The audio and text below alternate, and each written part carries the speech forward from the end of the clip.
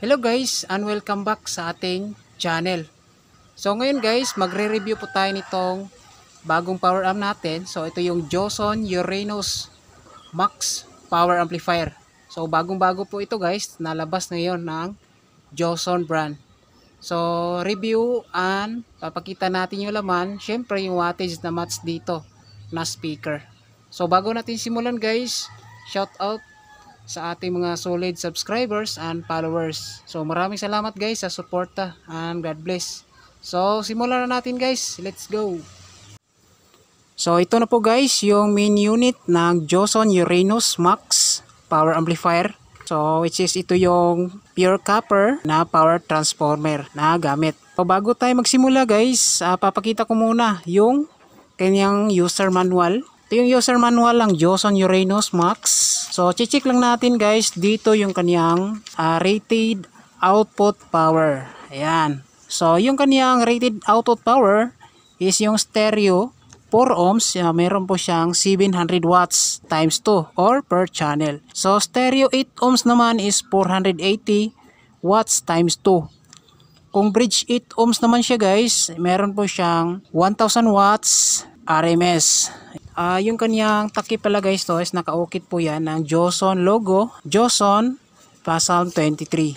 So sukatin ko muna guys para meron po kayong idea. So muna tayo dito sa kanyang lapad. Yung lapad niya dito guys, meron po siyang 17 and 1/4 inches. So yung taas naman niya dito is 16 and 1/4. So kapag pinagsama natin dito yung kaniyang siding dito and yung handle, isabot po siya ng 18. Yan, 18 inches. Ayan po mga guys. Yung height naman niya dito, kasi meron po itong rubber foot, malaki yung rubber foot sa ilalim. Ayan. So height niya is 4 inches and 1/4. So check natin yung front view. So kaniyang harap guys, sobrang kapal ang panel board niya dito. Yung casing niya guys, oh, makapal. Ayan. Tapos yung handle, standard size, malaki. Ayan. So mayroong dalawang butas para sa kabitan ng torque case. Ayan. So nandito yung Joson logo and Joson brand.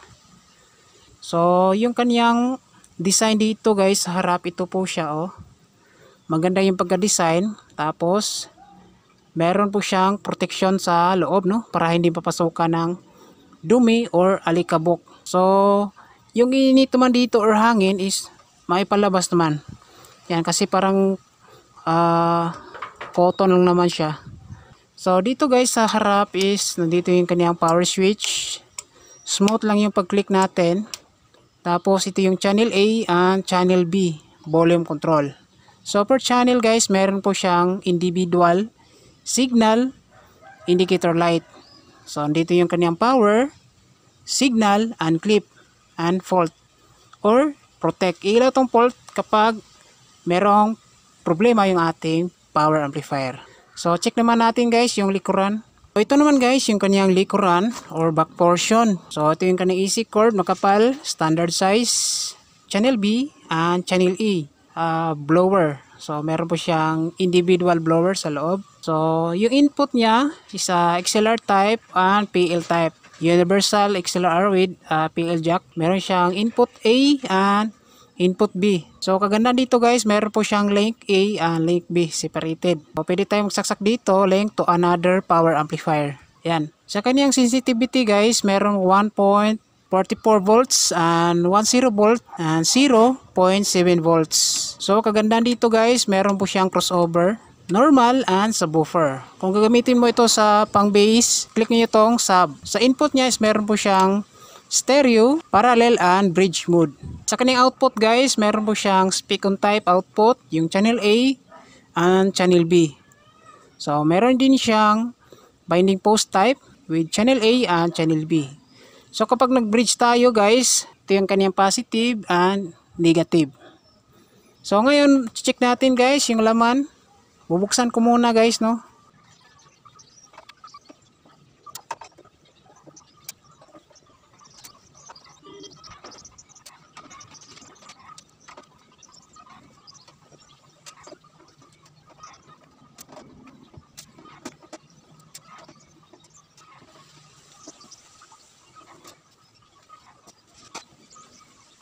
So ito po mga guys, nabuksan na natin. So ito yung laman niya ng Joson Uranus Max Power Amplifier. So sobrang ganda yung ganyang design, malinis, tapos fix na fix yung laman. So kagandahan dito guys ni Joson Uranus Max is merong dalawang blower sa loob and dalawang blower sa likuran. So yung init nito is direct talaga palabas mga guys. So check ko muna guys yung kaniyang transformer, toroidal type, which is pure copper yung materials na ginagamit. Check natin yung kaniyang voltahe. Sa kaniyang primary guys, AC 220 volts with 50 to 60 Hz. Sa kaniyang secondary is 73 volts, 0, 73 volts. So ito yung nagsusupply sa main power amplifier. Yan. So itong 22 volts, ito yung nagsusupply sa kaniyang input buffer and sa kaniyang blower. So dito guys, check natin. So galing toroidal transformer 73 volts, which is ito black and dalawang blue. So ito yung 73 volts. So kagandahan dito guys is naka-upgrade na talaga. Meron po silang fuse dalawa na merong 25 ampere. Yan. Bago siya pumunta dito sa dalawang bridge type diode. So bridge type diodes, and kagandahan dito guys, dalawa ginamit na nakaparallel. So hindi talaga kapusin. Tapos kagandahan dito guys, maraming capacitors na.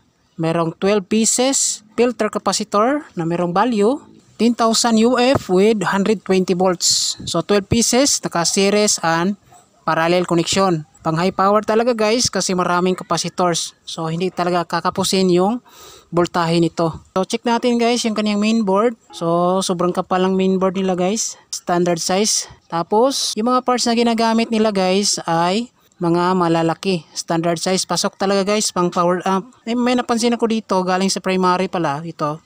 Bago pumunta switch. Yan. Merong switch dito. Tsaka ito yung kaniyang soft start. So soft start relay. Ito siya. Yan.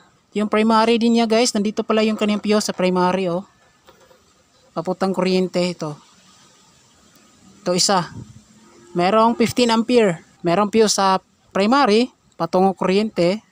Tapos merong dalawang fuse. Bago pumunta dito sa kaniyang power supply section. So check natin guys yung kaniyang power transistors. Ito yung channel A and channel B. So kagandahan dito is naka 5 pairs power outputs transistors.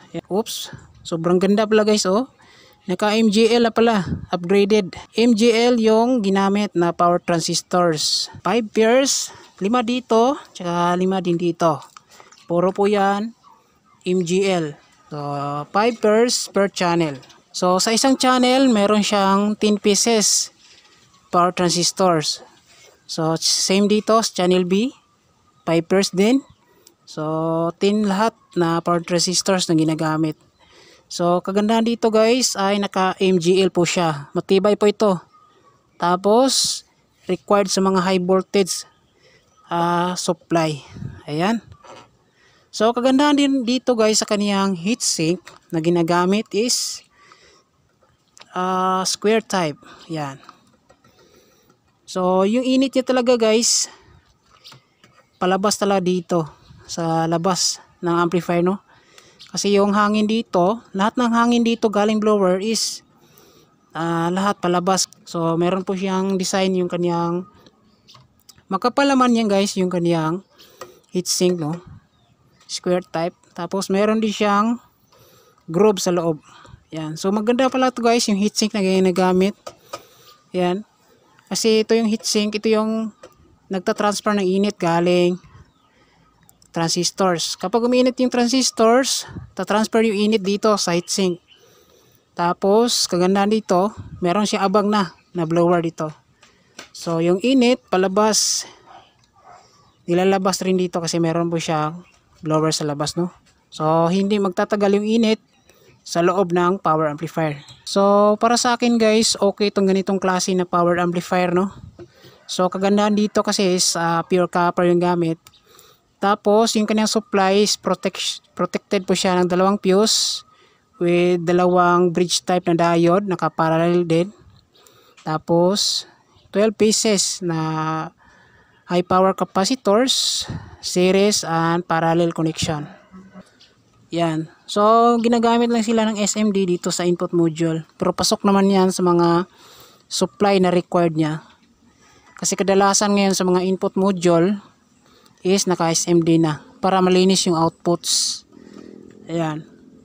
So sa loob guys ng heatsink, nandyan yung kaniyang 5 watts resistor. Safe yung item or pyesa kasi meron blower. Tapos itong mainboard pala guys, isang set lang po ito. Kasama na dito yung kaniyang power supply, channel 1 and channel 2 power amplifier. Yan. So madali lang siya tanggalin. Itong mainboard niya, isang tanggal mo lang is tanggal na lahat. Tapos ito yung gamit niya na volume control, maganda. So hindi mapasukan na alikabok yung volume control kasi naka-seal po siya. Yan, ng plastic na yan, balot.